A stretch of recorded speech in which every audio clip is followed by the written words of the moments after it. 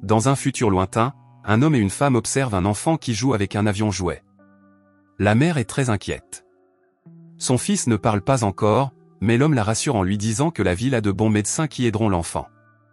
À ce moment-là, la télévision annonce un grand événement qui aura lieu dans une minute. Alterplex est sur le point de lancer une nouvelle technologie qui pourrait résoudre la crise énergétique de la planète. Par la porte ouverte, le couple entend un compte à rebours. Lorsqu'il atteint 0, un rayon bleu vif clignote au loin. Avec joie, l'homme réalise qu'Ultralex a réussi. Après une téléportation, l'homme reprend conscience. Il se lève et regarde autour de lui. Son environnement est en ruine.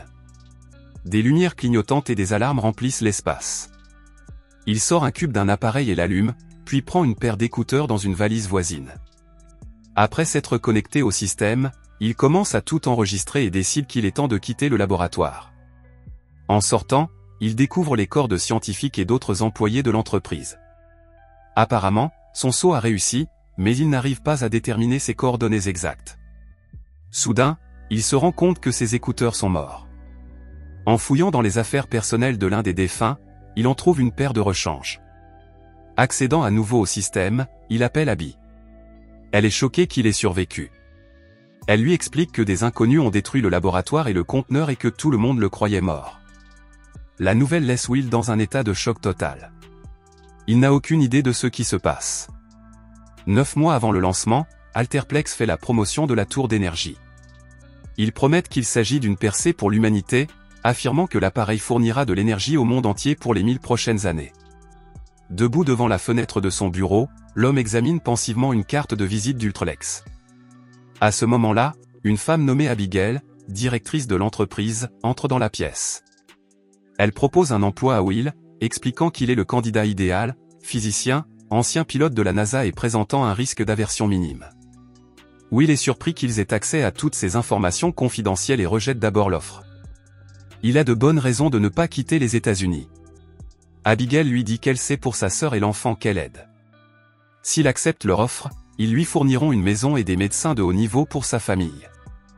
Pour Will, ce travail est l'occasion d'explorer l'impossible. Hésitant mais convaincu, Will accepte les conditions et signe le contrat. De retour dans le présent de ses souvenirs, Will marche dans les rues vides de la ville. Il tente désespérément de contacter sa sœur, mais elle ne répond pas. Il se rend compte qu'il est toujours dans Echo. En regardant le cube, il voit qu'il a déjà commencé à scanner et que bientôt toutes les données nécessaires seront disponibles, ce qui signifie qu'il est temps d'aller à la tour. En se déplaçant dans la ville, où il voit des cadavres éparpillés un peu partout, ce qui le met encore plus mal à l'aise. En passant devant les bâtiments, il remarque des affiches appelant à la destruction d'Ultralex et de sa technologie. Les informations montrent des émeutes généralisées causées par des éco-activistes militarisés inconnus qui se font appeler « rebelles ». Ils accusent la compagnie d'énergie de menacer la planète, affirmant que l'activation de la tour a déstabilisé l'ensemble du système. En réponse, l'entreprise a déployé des drones de sécurité et, avec la police locale, a déclaré une zone d'évacuation de 46 mètres autour de la tour. Après avoir marché quelques rues supplémentaires, où il remarque un étrange tourbillon d'énergie dans le ciel, qui laisse tomber des débris. En se rapprochant, il aperçoit de nombreux oiseaux morts et même un bateau entier sous le vortex. Soudain, le tourbillon libère une puissante impulsion. L'onde de choc fait tomber Will et le blesse au bras. Dès qu'il parvient à se relever, il se précipite dans une pharmacie voisine pour soigner sa blessure. Après avoir trouvé les bandages et les médicaments nécessaires, l'homme soigne ses blessures. Soudain, Will entend une alarme retentir à l'extérieur. Il se précipite par la porte arrière et vérifie prudemment la rue. Il aperçoit un véhicule militaire avec du personnel armé. Une fois le drone abattu, un autre véhicule s'arrête. L'un des hommes aperçoit Will et lui ordonne de lever les mains et de s'avancer. Réalisant qu'il s'agit des rebelles dont il a entendu parler, Will les supplie de ne pas tirer, mais ils ouvrent quand même le feu. Will s'enfuit, essayant de leur échapper, mais toutes ses tentatives de se cacher échouent. Après avoir évité les balles, il parvient à grimper sur le toit d'un immeuble. Will pense enfin avoir échappé à ses poursuivants, mais des coups de feu éclatent derrière lui. En se retournant, il tombe nez à nez avec un homme qu'il connaît, un ancien collègue d'Alflex. Cette rencontre les choque tous les deux, surtout Michael, qui était persuadé que Will était mort. Leur conversation est interrompue par une sirène, suivie de l'apparition de plusieurs drones de sécurité. Au bout d'un moment, Will parvient à vérifier son identité. La voix électronique d'un drone lui annonce qu'il est en état d'arrestation. Le drone lui ordonne de ne pas bouger et d'attendre d'être transporté au siège d'Alflex. Soudain, un tourbillon d'énergie apparaît au-dessus d'eux, faisant voler les drones de sécurité et, dans l'instant qui suit, plusieurs wagons de train plongent hors du tourbillon. 3 mois seulement après le lancement des tours, Will arrive au bureau où Abigail l'informe. Elle lui remet un traceur qui surveille en permanence sa position. Il doit le porter en permanence. Près d'une des portes, il rencontre Michael, qui travaille désormais dans la sécurité. Dans le présent, Michael aide Will à se remettre sur pied et lui explique qu'il fait partie de ceux qui ont attaqué le laboratoire. L'Alflex est en train de détruire le monde et ils ont décidé de se défendre. Il a également vu Will mourir, c'est pourquoi il est si choqué de le voir en vie. Avant de suivre son ami, Will récupère le cube et constate que le scan est terminé. Mais à présent, un message clignotant indique « Réinitialisation ». À ce moment-là, il se souvient de la première fois qu'il est entré dans le laboratoire, quand Abigail lui a expliqué la tour d'énergie Alflex qu'elle avait conçue et développée. Leur projet était ambitieux. Une fois activée, la tour créerait un clone de la Terre, mais avec une différence fondamentale. Echo serait totalement dépourvu de matière organique. En d'autres termes, il s'agirait d'un espace sans vie, offrant des volumes infinis de matière à convertir en énergie. Agissant comme un conduit entre les dimensions, la tour générerait de multiples portails gravitationnels qui absorberaient la masse d'Echo et la convertiraient en énergie électromagnétique. L'idée suscite l'étonnement. Abigail lui explique sa mission. Il devra se rendre à Echo à travers un portail avec le cube. Là, il pourra analyser le système et corriger les erreurs. Il doit livrer le cube à la tour Echo et le connecter au terminal. Plus tard, Will vérifie à nouveau le cube et constate qu'un compte à rebours a commencé.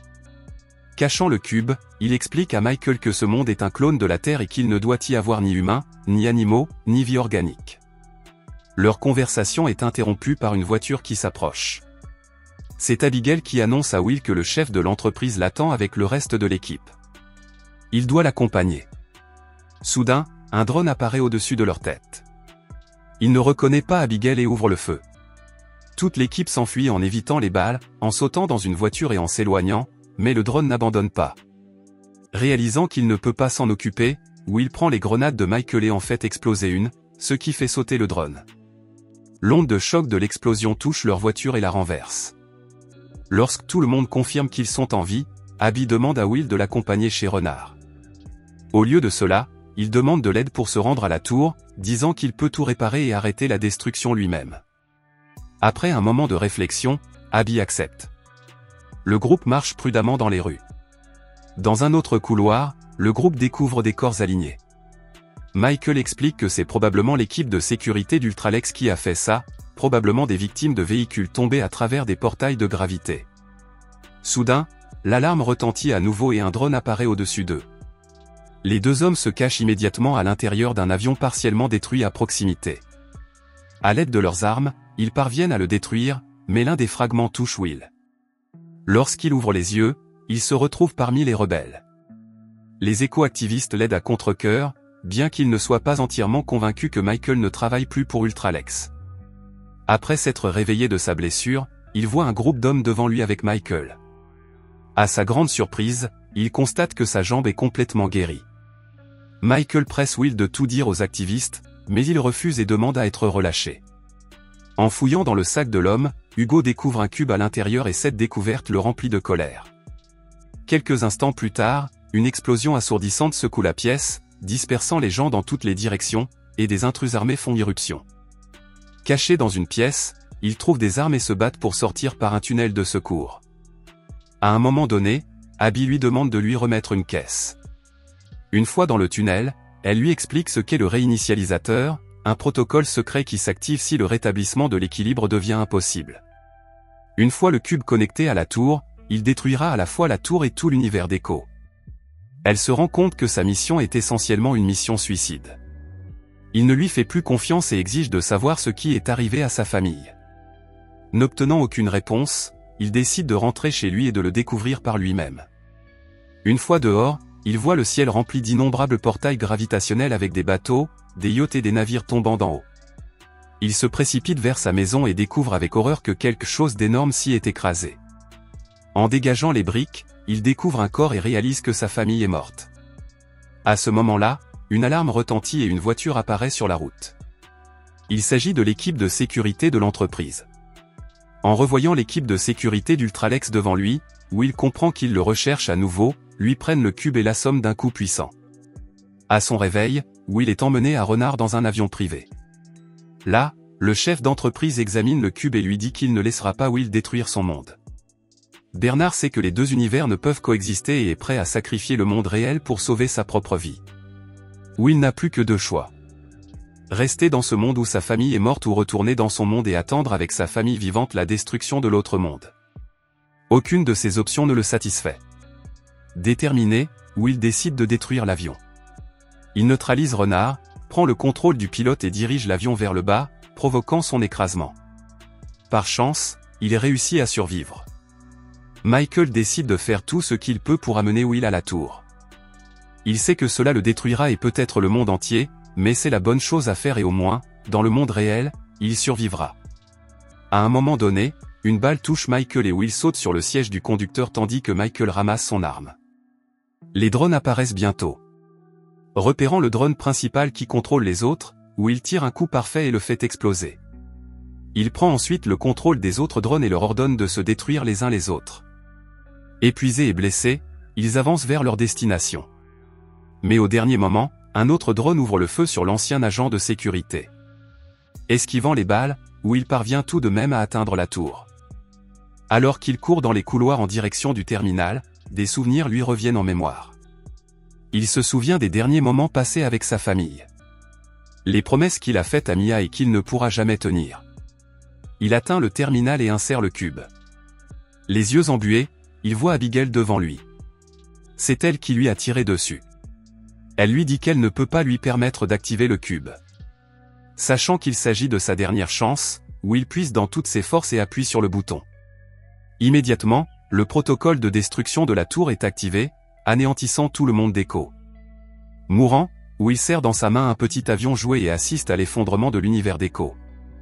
De retour dans le monde réel, Mia et Donnie sortent. Serrant son fils contre elle, Mia observe un rayon d'énergie provenant de la tour qui vacille avant de disparaître complètement.